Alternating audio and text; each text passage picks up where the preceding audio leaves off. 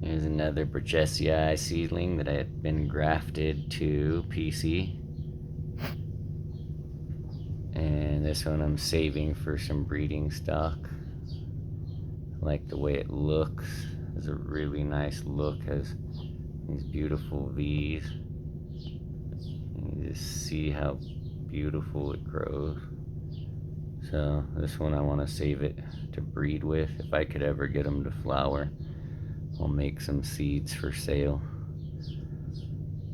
That might be 4 or 5 years down the road, but it's a really pretty cactus.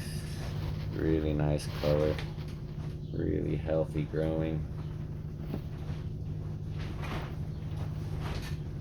Another Burgessii seedling grafted.